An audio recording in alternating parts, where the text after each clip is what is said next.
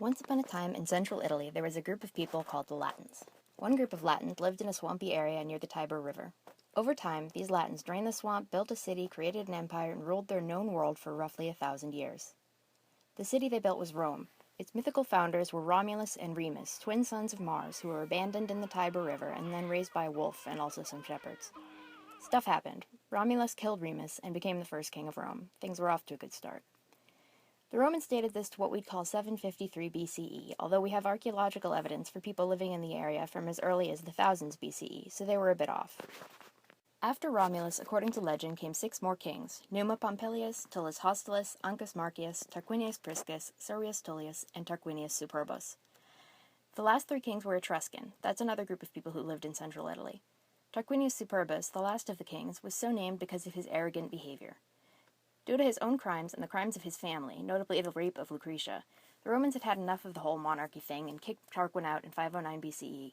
They formed a brand new type of government called a republic, from the Latin words res and publica, meaning something like the people's stuff or public affairs. The republic was headed by 2 annually elected officers called consuls and a bureaucracy of various elected offices below that. Although offices were elected, the rich got to vote first, and only wealthy people were allowed to run for office anyway.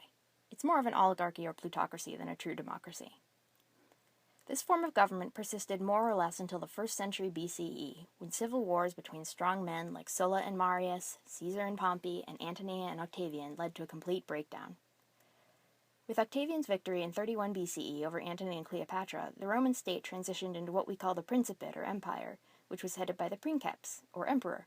Princeps literally means first head, as in the first guy we count when we do a head count. Between Romulus and Octavian, the Romans managed to conquer and otherwise acquire territory stretching from northern Africa and Egypt in the south to Spain and France in the northeast to the borders of Germany, Greece, and even parts of Asia. It wasn't all smooth going. Rome itself was threatened once by Gauls, thankfully some geese saved them, and then Italy was devastated later by the Carthaginian general Hannibal. The Roman army developed over time, particularly under Marius, and ultimately it became the greatest military force around for centuries, which explains how Rome managed to get so big and powerful. They organized the territory they conquered into provinces and put governors in charge of each province, but didn't really change their form of government at home to reflect the new wealth and other obligations victory had brought. This caused a lot of problems, and was ultimately probably one of the main reasons the Republic failed. In any case, by 31 BCE, the so-called Roman world now consisted of peoples who weren't just Latins, but were from hundreds of different cultures, ethnicities, religions, and languages. For the most part, the Roman state absorbed or ignored these additions and grew more and more diverse in itself. Despite that, the Romans were not actually very nice about people they considered foreigners or barbarians, and they enslaved huge numbers of the conquered. If Rome ran like a well-oiled machine, that oil was the blood of those who dared stand in its way. Thus, although skin color was rarely the sole determining factor for prejudice, and there were technically more legal ways to attain freedom and citizenship, Roman slavery was no less atrocious than the modern slavery of Africans, Native Americans, and, well, you see how it is today.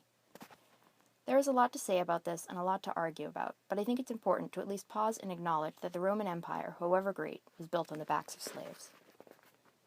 Returning to the political sphere, after Octavian, known as Augustus, the empire was more or less stable for a while under his heirs, who were known as the Julio-Claudians. There were some hiccups along the way that I won't get into, but you can look up Caligula and Nero on your own. After Nero's assassination, there was a civil war over the succession, and in 79 CE, Vespasian came out on top, beginning the Flavian dynasty.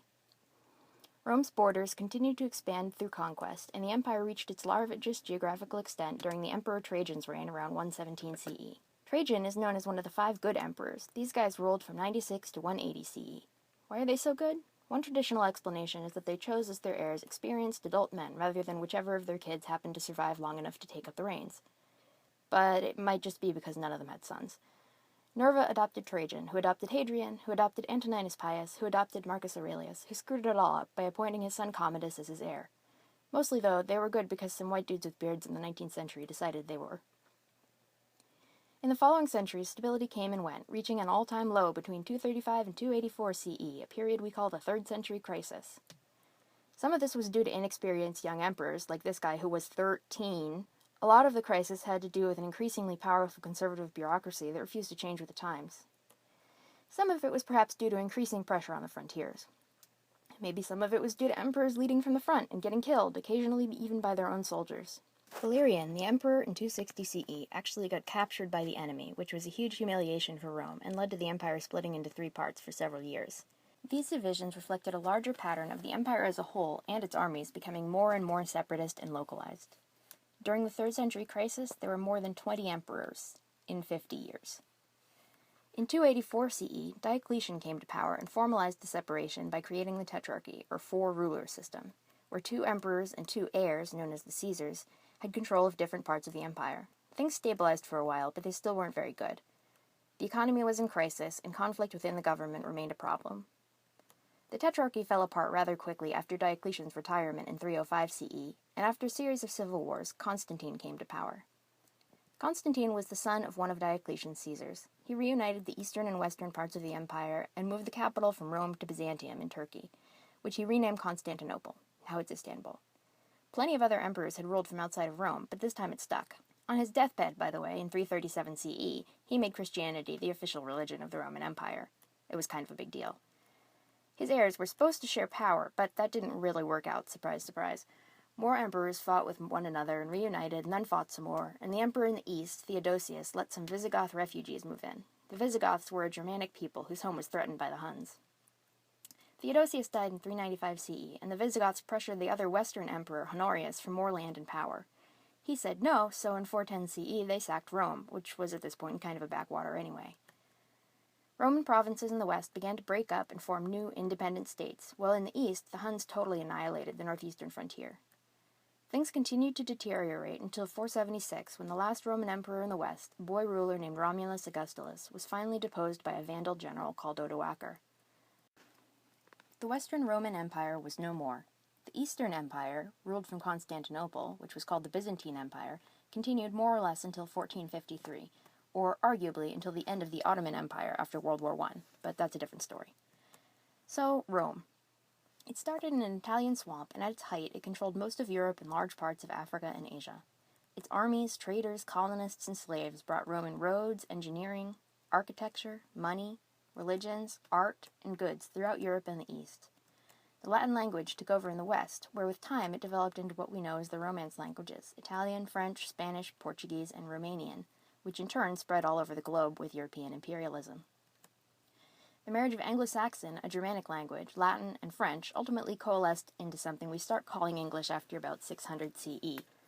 Most notably, the Roman Empire brought people from one place to another, mostly as soldiers, colonists, or slaves, and these people brought their own experiences, stories, religions, languages, art, ideas, and more all over the known world.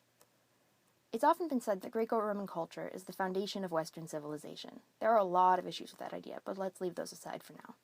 I prefer to think of it as the concrete filler that shores up that foundation, a heterogeneous mixture of everything that makes people people, all ground up and mixed together to form a hodgepodge that ultimately called itself Rome.